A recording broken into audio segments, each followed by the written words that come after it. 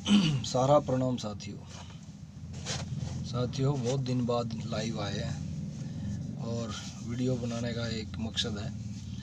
जो संसद में जो बात उठी है सहारा के पैसों के लिए, पहले तो उन दो जो वहाँ के सांसद थे राजस्थान के और जो बिहार के हैं सुदामा प्रसाद, उनको बहुत बहुत धन्यवाद।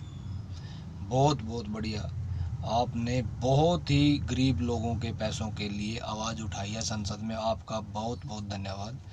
आप जैसे लोग अगर देश में हैं तो कहीं ना कहीं सच्चाई और ईमानदारी और ये देश तभी बचे रहेगा, नहीं तो करप्शन इतना बड़ा, इस देश में इतना बड़ा करप्शन है कि गरीब लोगों को लोग काटे खाए जा रहे हैं और बड़ी बड़ी कंपनियों का एक सरकार साथ दे रही है। ऐसा काम नहीं होना चाहिए था, जबकि मोदी पे लोगों ने बहुत विश्वास किया है कि गरीब लोगों के पैसे दिलवाएगा। चलो, लेकिन बहुत दिनों बाद, आज कम से कम 6-7 साल बाद, आज किसी संसद में किसी व्यक्ति ने गरीब लोगों के पैसों के लिए आवाज़ उठाई है सहारा में। जैसे कि पूरे राज्य, जितने भी 28 राज्यों में जितने भी 543 जो एमपी बने हैं, उन्होंने किसी ने भी किसी गरीब आदमी की आवाज़ नहीं उठाई, ना ही कांग्रेस वालों ने उठाई। और बीजेपी वाले तो क्यों उठाएंगे, क्योंकि बीजेपी वाले तो मोदी के सामने, अमित शाह के सामने बोल ही नहीं सकते, उनकी तो बोलती ही बंद रहती है। वो तो पता नहीं किस, अपनी जनता से वोट लेने के लिए तो थे वो, लेकिन लोगों की आवाज़ उठाने के लिए उन पर टाइम ही नहीं है।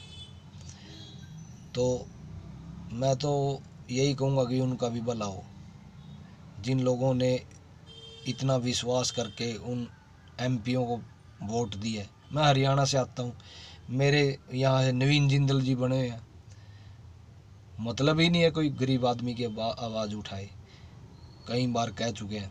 और बीजेपी वाले तो बिल्कुल नहीं उठाएंगे, ये तो विपक्ष के जितने भी नेता बने हुए हैं ये उठाएंगे आवाज़, जैसे कि सुदामा प्रसाद जी ने बहुत ही बढ़िया, और उनका मैं बार बार धन्यवाद करता हूं कि उन्होंने बहुत बड़ी आवाज़ उठाई है।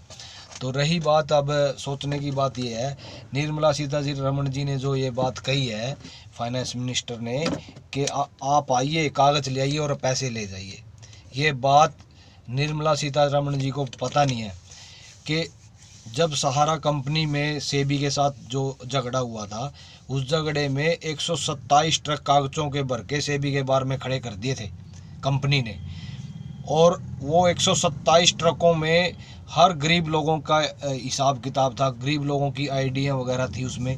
तो वो उन कागज़ों की जांच क्यों नहीं, आज तक भी कोई जांच नहीं हुई उन कागज़ों की। और आज मैडम ये कह रही है कि आप कागज़ ले आइए और पैसे ले जाइए। तो रहा कंपनी का काम, कंपनी ने उस टाइम में जो रियल एस्टेट और हाउसिंग के जो बॉन्ड थे, लोगों के पास पैसा था, पैसे के बॉन्ड थे, जिन्होंने पैसा जमा किया हुआ था, उन कागज़ों को सहारा क्यू शॉप में कन्वर्ट कर दिया गया था। और उसमें ये बोला गया था, अगर किसी व्यक्ति के 10,000 रुपये का कोई बॉन्ड था तो उस पे उन्होंने उस पे ब्याज लगा के उसको 17,000 रुपये का कर दिया था।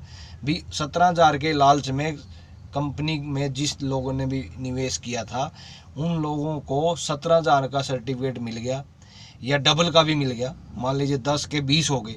तो उसने उस टाइम उस पर ज़रूरत नहीं थी, तो कंपनी पे विश्वास किया, क्योंकि 46 साल पुरानी कंपनी पे विश्वास करके लोगों ने अपने कागज़ों को दूसरी उसमें शिफ्ट कर लिया। और उस पे बॉन्ड पे जो अगर 10,000 का था तो 20,000 रुपये अमाउंट छप गया, 20,000 रुपये अमाउंट लिखा हुआ आ गया। तो उन्हें सोचा भी हमारे को ब्याज भी मिल गया और कंपनी बढ़िया है, कंपनी पर विश्वास करके वो कागज़ पलटे गए।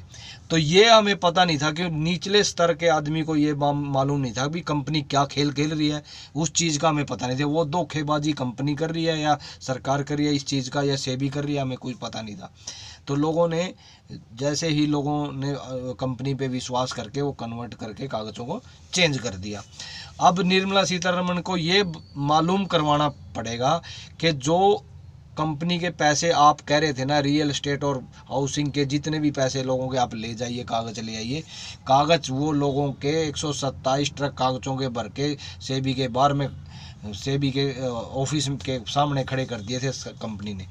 तो उसके बाद 2015-16 में फिर स्कीम आई, तो उसमें फिर क्यू शॉप के 2012 में जो स्कीम आई, फिर कंपनी ने कह दिया भी 6 साल में 2.35 1 लाख के 2,35,000 रुपये मिलेंगे।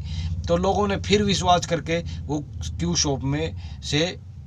शॉप में बदले गए थे, तो लोगों ने वो अपने कागज़ रख लिए थे। अब जब सरकार ने शिकंजा कसना स्टार्ट कर दिया 2016, 17, 18 में, तो कंपनी ने फिर स्कीम निकाली भी अभी क्यू शॉप्स में से उन्होंने कन्वर्ट कर दिया सोसाइटियों में। तो ये पैसा उसी टाइम का पैसा सोसाइटियों में पड़ा है। तो सोसाइटियों के लोगों के पास डॉक्यूमेंट है, चारों सोसाइटियों के पैसे के जो सर्टिफिकेट लोगों के पास कागज़ हैं। तो सरकार ये उन कागज़ों को चेक करे, और सोसाइटियों का पैसा है ये कम से कम भी 2.5 लाख हज़ार करोड़ रुपये का अगर ब्याज भी देंगे तो ये कुछ और फालतू हो जाएगा।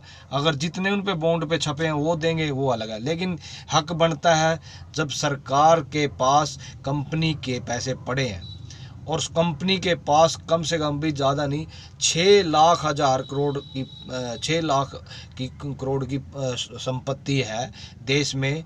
तो आप लोगों ने इतने गरीब लोगों के पैसे को ब्याज समेत पैसे दिलवाने चाहिए, और सरकार अगर ये पैसे दिलवा देती है 13 करोड़, यानी कि 13 करोड़ के हिसाब से लगाओगे तो 65 करोड़ जनता इन पैसों से प्रभावित है।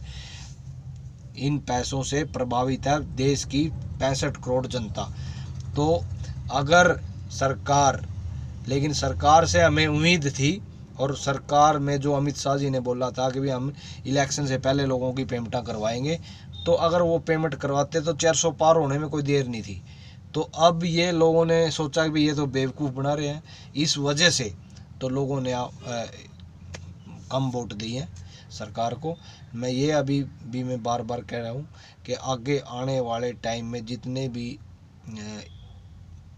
अगर आप जल्दी से जल्दी लोगों की पेमेंट कराएंगे, कंपनी से आपको क्या प्यार है, मैं ये सोचने की बात है, सरकार को कंपनी से क्या प्यार है, सहारा प्रबंधन से क्या आपने उम्मीद लगा रखी, जब 13 करोड़ लोग भूखे मर रहे हैं। 5,500 हज़ार आदमियों ने, कंपनी के जो एजेंट थे उन्होंने, जिन लोगों के पैसे थे, एजेंट भी और जमाकर्ता भी, उनकी मृत्यु हो चुकी है, सुसाइड कर लिया लोगों ने। क्योंकि जिस आदमी ने, जिस एजेंट ने जिसके पैसे जमा कराए वो एजेंट पे दबाव डाल रहा है, एजेंट को गाली गलौज कर रहा है, एजेंट को मतलब उसको टॉर्चर कर रहा है। इस वजह से परेशान, डिप्रेशन में आके 5,500 लोगों ने अपनी आत्महत्या कर ली है। और सरकार को बार बार कहने के बाद संसद में 3-4 बार बात उठ चुकी है, और अमित शाह को पता, अमित शाह की रैली में लोगों ने कागज़ दिखाए, लोगों ने कहा भी हमारे पैसे दिलवा, लेकिन अमित शाह ने ये बात बिल्कुल सीरियस नहीं ली। इसीलिए 240 सीट आई बीजेपी की, नहीं तो 300 से ऊपर सीटें आती। और ये बड़ा कारण है कि इतना बड़ा लोगों का पैसा इसमें जमा हुआ है, और कंपनी से आपने दिलवाना है। आप जिम्मेवार व्यक्ति हो और आप सरकार में बैठे हैं, सरकार का क्या दायित्व बनता है कि कोई फ्रॉड करे तो उस पर शिकंजा कसे, ना करे तो कसना चाहिए, शिकंजा कसे, उसके जेल भी होनी चाहिए। और कंपनी के जितने भी नुमाइंदे हैं, ओपी श्रीवास्तव है, सुब्रत राय ही मरा है, ओपी श्रीवास्तव, और जितने भी डायरेक्टर है, कोई जो कंपनी में हिस्सेदार थे या जो भी थे, पहले तो कहते थे कंपनी के जितने 13 करोड़ लोग जिनके पैसे हैं वो सभी कंपनी के मालिक हैं, लेकिन ऐसा कुछ नहीं है।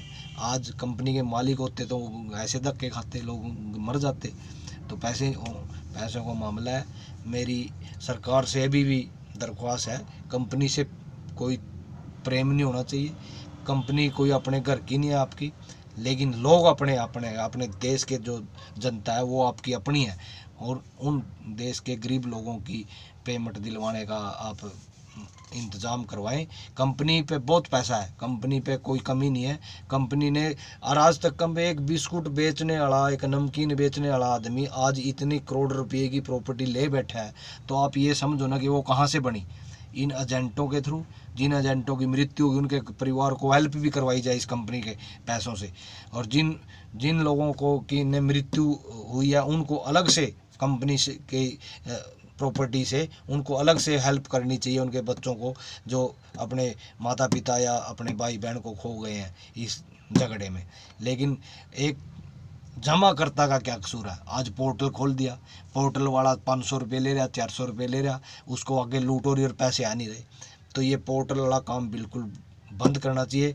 ऑफिस में सरकार अपनी निगरानी में सहारा के ऑफिस से जहां उन्होंने पैसे जमा किए वहीं से पेमेंट दिलवाए। और ये पोर्टल का कोई काम नहीं है, पोर्टल की कोई ज़रूरत नहीं है, पोर्टल से कोई लोगों की पेमेंट नहीं होगी।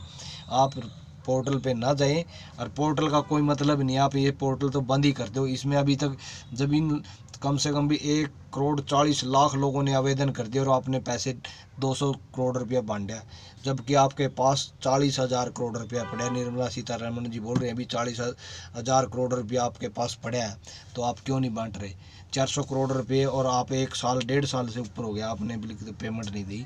तो मेरा सरकार से निवेदन है बार बार कि ये जो लोगों के पैसे हैं इनको दिलवाएं, और आप सरकार में आपको बहुत ही बेनिफिट होगा। लोग आपकी वो तारीफ़ करेंगे कि कंपनी के में सरकार ने लोगों के, गरीब लोगों के पैसे दिलवाए। इसमें आपने उसने सुदामा प्रसाद जी ने बोला ये झाड़ू पोछा लगाने वाले या रेडी लगाने वाले बहुत ही निर्धन और गरीब आदमियों के पैसे हैं। सरकार से मैं विनती करता हूं कि बार बार कि आप इन लोगों की संज्ञान लें और इस पेमेंट को जल्दी करवाएं, क्योंकि आगे आने वाले टाइम में लोगों को बहुत ही ज़रूरत है और आपसे ही उम्मीद है। ऐसे तो कंपनी तो पैसे देगी नहीं, कंपनी तो आगे फ्रॉडबाजी करने जा रही है। कंपनी को सील किया जाए, कंपनी की जितनी प्रॉपर्टी है सरकार अपने अधीन करे, और गरीब लोगों के जितने पैसे हैं उनको ब्याज समेत और एक्स्ट्रा भी पैसे दिलवाए। जिन लोगों की मृत्यु हो गई है उनकी को हेल्प की जाए। मेरा ये आपसे अनुरोध है, और मेरा इस जनता से और आपके जिन लोगों ने यहाँ पैसे जमा करवा रखे हैं उनसे विनती है कि उनके धैर्य रखें, सरकार पे विश्वास करें और सरकार ही सबका पैसा दिलवाएगी। मैं आपसे यही गुजारिश करता हूँ, और आपका सभी का धन्यवाद। आप इस वीडियो को ज़्यादा से ज़्यादा शेयर करें, सब्सक्राइब करें और लाइक करें। मैं आपको ऐसी ही जानकारी देता रहूँगा, क्योंकि कंपनी में मैंने भी 21 साल से ज़्यादा काम किया है, तो मुझे पता है कंपनी ने क्या क्या किया है लोगों को। आज जो बातें आ रही हैं सामने वो उस पर थोड़ा ध्यान दें, और सरकार से बार बार विनती है कि गरीब लोगों के पैसे दिलवाएं। जय हिंद, जय भारत, वंदे मातरम।